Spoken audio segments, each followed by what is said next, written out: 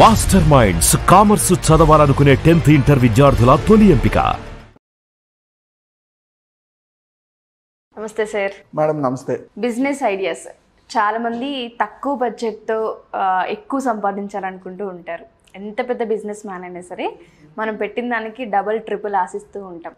So అదైతే తప్పు కాదు, బట్ అలాంటి ఐడియాస్ కావాలంటూ ఉంటారు. మనకి పెట్టుబడి ఉండి, మనకి బిజినెస్ చేసే సత్తా ఉండి, ఆ టాలెంట్ ఉండి, కమ్యూనికేషన్ స్కిల్స్ కూడా ఉండి చాలామందికి ఐడియాస్ తట్టవు. ఐడియాస్ అనేది చాలా పెద్ద మ్యాటర్ అవుతూ ఉంటుంది. ఒక చిన్న ఆలోచన కొంతమంది జీవితాలని మార్చేసిన సందర్భాన్ని మనం చూస్తుంటాం.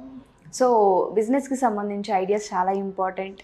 మీ సైడ్ నుంచి బిజినెస్ ఐడియాస్ ఎవరైతే కావాలనుకుంటున్నారో ఎటువంటి సజెస్ట్ చేస్తారు, ఏది చేస్తే బాగుంటుంది అంటారు అసలు? నైస్. యాజ్ ఆఫ్ నౌ మీరు చెప్పినట్టు ఒకప్పుడు తక్కువ ఉండేది, కానీ ఇప్పుడు ఇండియాలో కూడా ట్రావెల్ వ్లాగర్స్ చాలా ఎక్కువ మంది అయిపోయారు.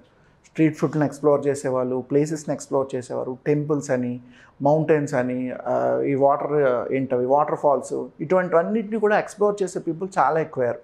ఇంతకుముందు చూడండి, టూరిస్ట్ ప్లేసెస్ చాలా లిమిటెడ్గా ఉండేవి. ఇప్పుడు వారంకో కొత్త ప్లేస్ మన ఏరియాలోనే మనకు తెలియదు, కానీ ఎవడో వచ్చి ఆ ప్లేస్ని ఒక టూరిస్ట్ ప్లేస్ లాగా లేదా హైకింగ్ ప్లేస్ లాగా తయారు చేసి సోషల్ మీడియాలో ప్రమోట్ చేస్తున్న కొద్దీ దాని పబ్లిసిటీ పెరుగుతుంది. దీనికి అరకు, లంబసింగి ఇవి బెస్ట్ ఎగ్జాంపుల్స్. చిన్నప్పటి నుంచి అవి మాకు తెలిసిన ఏరియాసే, బట్ లాస్ట్ 5-6 ఇయర్స్లో వాటి డిమాండ్ బాగా ఎక్కువైపోయింది. వింటర్ వచ్చేసరికి ఖచ్చితంగా అక్కడికి వెళ్తారు, ఎందుకంటే మంచి ఫాగ్ అది జనరేట్ అవుతుంది. నాట్ ఓన్లీ అరకు, లంబసింగే కాదు, మనకి మహారాష్ట్రలో కానీ, ముంబై కానీ, కోల్కతా కానీ, కేరళ కానీ చాలా ట్రావెల్ ప్లేసెస్ ఎక్కువైపోయాయి, టూరిస్టులు ఎక్కువైపోయారు, వ్లాగర్స్ ఎక్కువైపోయారు. సో వీళ్ళందరూ ఇప్పుడు ఈరోజు మనం ఒక ఏదైనా మంచి హిల్ స్టేషన్కి వెళ్ళాం అనుకోండి, హిల్ స్టేషన్కి వెళ్తే అక్కడ పెద్దగా అకామిడేషన్ ఆపర్చునిటీస్ ఉండవు, బట్ నియర్ బై దగ్గరలోకి వస్తే గవర్నమెంట్ హోటల్స్ కానీ లేదా ప్రైవేట్ హోటల్స్ కానీ ఉంటాయి.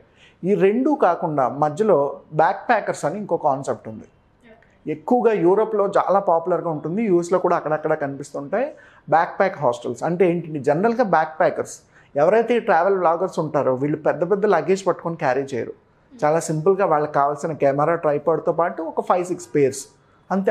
లెస్ లగేజ్ మోర్ కంఫర్ట్ అనే కాన్సెప్ట్లో లిమిటెడ్ ఐటమ్స్ తోటి ట్రావెల్ చేస్తూ ఉంటారు. అట్ ద సేమ్ టైం వీళ్ళ లైఫ్ స్టైల్ కూడా చాలా ఎక్స్పెన్సివ్గా ఉండదు, చాలా నామినల్గా ఉంటుంది. అంటే ఎక్కడ ఏ ఆపర్చునిటీ ఉంటే దాన్ని యూజ్ చేసుకొని ముందుకు వెళ్ళిపోతూ ఉంటారు. ఇండివిజువల్గా మనం ఒక బైక్నో కార్నో ఓన్గా డ్రైవ్ చేసుకొని వెళ్ళొచ్చు, బట్ చాలా మటుకు బ్యాక్ ప్యాకర్స్ ఏం చేస్తారంటే ఏది దొరికితే అది లిఫ్ట్ ఎక్కి వెళ్ళిపోతూ ఉంటారు.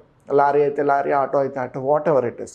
సో నలుగురితో మాట్లాడుకోవడం, వాళ్ళతో ఎక్కువ నెట్వర్క్ చేసుకోవడం, కొత్త ప్లేసెస్ని ఎక్స్ప్లోర్ చేయడం, ఈ రకంగా బ్యాక్ ప్యాకర్స్ ఎక్కువగా జర్నీలు చేస్తూ ఉంటారు. అయితే ఈ బ్యాక్ ప్యాకర్స్ ఏదైనా ప్లేస్లోకి వచ్చినప్పుడు హోటల్ని ప్రిఫర్ చేయరు, ఎందుకంటే hotel is expensive. 3,000 rupees 4,000 rupees per night charge చేస్తారు. అది వాళ్ళ బడ్జెట్ వర్కౌట్ అవుతుంది, ఎందుకంటే వాళ్ళు రోజుకు ఒక ప్రదేశంలో ఉంటారు, ప్రతిరోజు తిరుగుతుంటారు. రోజు 3,000 రూపీస్ పెట్టి హోటల్లో ఉండడం వాళ్ళకి వర్కౌట్ అవుతుంది. సో వాళ్ళ కోసం బ్యాక్ ప్యాక్ హాస్టల్స్ అనే కాన్సెప్ట్ని మనం ట్రావెల్ ప్లేసెస్లో, టూరిస్టులు ఎక్కువైతే ఎక్కడ ఉంటారో లేదా ట్రావెలింగ్ హ్యాపెనింగ్ ప్లేసెస్ ఎక్కడైతే ఉంటాయో లేదా మెట్రోపాలిటన్ సిటీస్, కాస్మోపాలిటన్ సిటీస్లో అయినా సరే, ఎందుకంటే వీటికి కూడా ట్రావెలర్స్ రెగ్యులర్గానే వస్తూ ఉంటారు సిటీని ఎక్స్ప్లోర్ చేయడానికి. సో ఈ ఏరియాలో మనం బ్యాక్ ప్యాక్ హాస్టల్స్ని స్టార్ట్ చేసుకోవచ్చు. ఏంటి బ్యాక్ ప్యాక్ హాస్టల్స్ అంటే, మీకు చూడండి జనరల్గా హాస్టల్లో బంకర్ బెడ్స్ ఎలా ఉంటాయి, 2 స్టెప్స్లో బంకర్ బెడ్స్ ఉంటాయి, ఒక ఫ్లోర్లో ఒక 5 బెడ్స్ 10 బెడ్స్ అలా ఉంటాయి. ఈ బ్యాక్ ప్యాక్ హాస్టల్స్ కూడా ఇంచుమించుగా ఒక రూమ్లో 4 లేదా 5 bunker beds based on the space availability. AC ఉంటుంది, ఫ్యాన్ ఉంటుంది, వాష్రూమ్ ఉంటుంది, బయట టీవీ ఉంటుంది, కిచెన్ ఉంటుంది, ఒక కుక్ ఉంటాడు. మీకు కావాల్సిన ఫుడ్ కావాలంటే తను ప్రొవైడ్ చేస్తాడు, వైఫై యూస్ చేసుకోవచ్చు. మీకు ఏదైనా వర్క్ ఉందంటే టీవీ చూస్తారు, లేదా మీ పని అయిపోయింది, నైట్ వచ్చారు, స్టే చేశారు, పడుకొని మార్నింగ్ ఫ్రెష్ అయ్యి వెళ్ళిపోయారు, పర్ నైట్ ఒక 400-500 రూపీస్ లేదా 300 రూపీస్ ఎంతో కొంత, but not equal to hotel లాగా 3,000 రూపీస్ 4,000 రూపీస్ ఛార్జ్ చేయరు, బిట్వీన్ హండ్రెడ్స్లోనే ఉంటుంది, బిలో 1,000 రూపీస్. సో ఎవరైనా సరే బ్యాక్ ప్యాక్ హాస్టల్స్కి రెగ్యులర్గా వస్తూ ఉంటారు. అది మంచి టూరిస్ట్ ప్లేస్ అనుకోండి, ఖచ్చితంగా ఇరంతా ఆక్యుపెన్సీ ఉంటుంది. లేదా మెట్రోపాలిటన్, కాస్మోపాలిటన్ సిటీస్లో అనుకోండి, కనీసం 6 months 8 months ఆక్యుపెన్సీ బాగానే ఉంటుంది. లో కాస్ట్లో మీరు వాళ్ళకి అకామిడేషన్ ఫీచర్స్ అవి ఇస్తున్నారు, ఫుడ్ ఇస్తున్నారు అడిషనల్గా. అండ్ అపార్ట్ ఫ్రమ్ దట్ వాళ్ళకి ఏంటంటే డైలీ ట్రావెల్ చేసే వాళ్ళకి ప్రతిరోజు 3,000-4,000 బేర్ చేయడం అనేది ఎక్స్పెన్స్.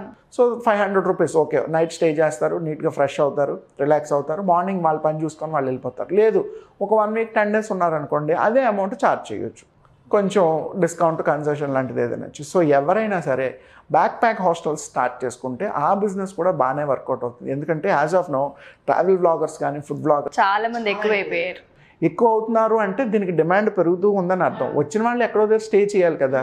సో ప్రతి ఒక్కరిని తీసుకెళ్ళి హోటల్లో మనం కూర్చోబెట్టలేం కాబట్టి ప్రతి ఒక్కరికి అది బర్డెన్ కాబట్టి నియర్ బై ఏమైనా బ్యాక్ ప్యాక్ హాస్టల్స్ ఉన్నాయనుకోండి, వాళ్ళకి కూడా బడ్జెట్ ఫ్రెండ్లీ ఉంటుంది. నెంబర్ ఆఫ్ పీపుల్ వస్తుంటారు వెళ్తుంటారు.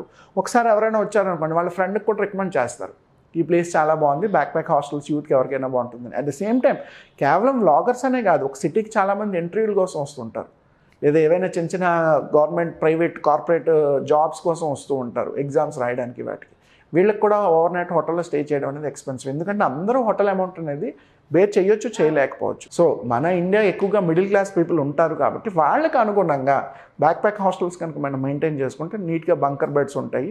ఒక 10 or 20 మనం ప్రొవైడ్ చేసుకోగలిగితే ప్రతిరోజు ఒక 5,000 రూపీస్ 10,000 రూపీస్ దాని మీద విత్డ్రా చేయొచ్చు. And food additional food features కామన్గా మనం ప్రొవైడ్ చేయొచ్చు.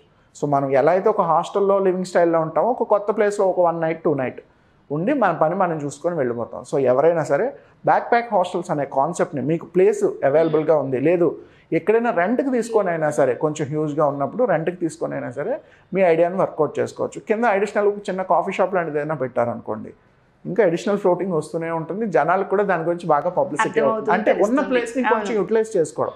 కాఫీ షాప్ పెట్టడానికి మనకి హార్డ్లీ ఒక 1 or 2 కాఫీ వెండింగ్ మెషిన్స్ ఉంటే సరిపోతాయి. అడిషనల్గా మనం ఏం చేయాల్సిన అవసరం లేదు.